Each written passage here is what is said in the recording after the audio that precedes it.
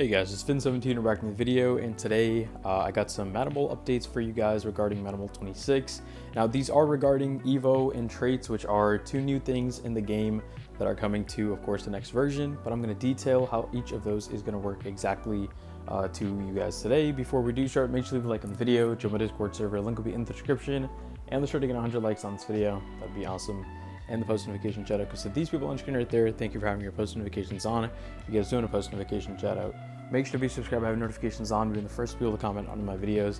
Let's get straight into this, guys. So honestly, I did detail a video on how Evo will work. I don't feel like I went into too much depth for you guys that weren't around when Evolution was here the first time.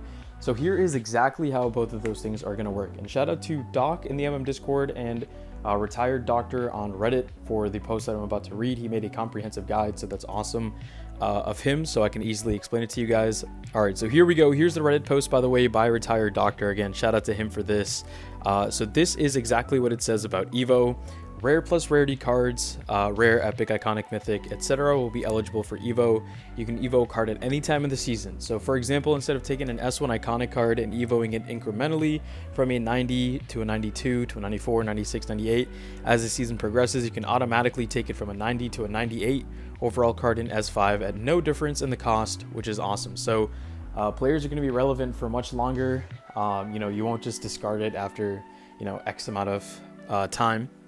Evo is player tier specific, so for example, you can only Evo an S1 card, a rare card, to an S5 overall rare card, or an S3 overall iconic card, to an S10 overall iconic card, or an S5 iconic mythic, or S5 overall mythic card to an S11 overall mythic card. So it's limited to that card specific rarity. So I can't make a rare and epic and iconic. I can only make an iconic to a better overall iconic, or a mythic to a better overall mythic, just like that.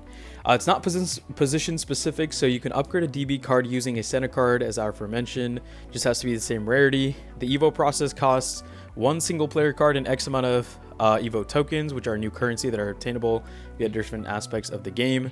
Active boost on card will transfer to card being Evo'd. So for example, you can take an S6 iconic player with the boost and use that card to Evo an S1 iconic player card to an S6 overall. So I think you guys get the picture now. Boost transfer as well. Only MM26 cards can be Evo'd at, obviously you can't Evo 25 cards. You'll be able to view the Evo cards' upgraded stats before Evoing them to aid in the decision-making process. Blah, blah, blah, blah, blah. It's tier based, so obviously the number of Evo tokens required to Evo a player escalates based on the tier of the player being Evo'd. So obviously it's going to be more expensive to Evo like a mythic card. Obviously, the Evo token economy was described as being affordable, accessible for all users, which is awesome. Obviously everyone wants to do this, not just the pay-to-win players.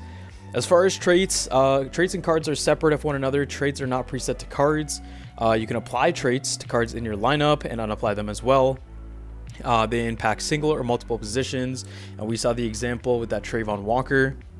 So the trait can apply to your quarterback and only affect them on fourth down, or it can apply to your quarterback and affect the entire offensive line. So if you guys remember boosts, it's basically like similar to what we had for like Game Changers boosts, where +1 overall to your entire team, or +1 overall to wide receivers, something like that.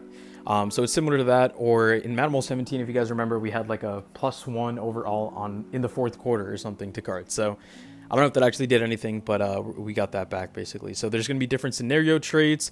Traits have a tier and rank, so it can be level 1, 2, 3, 4, or 5.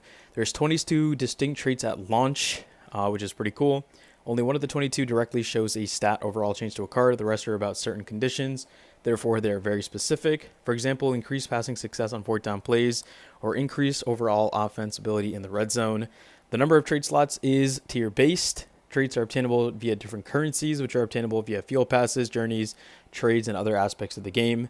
And obviously, this is a little bit advanced, but it only increases the likelihood of X happening instead of it being a guaranteed outcome.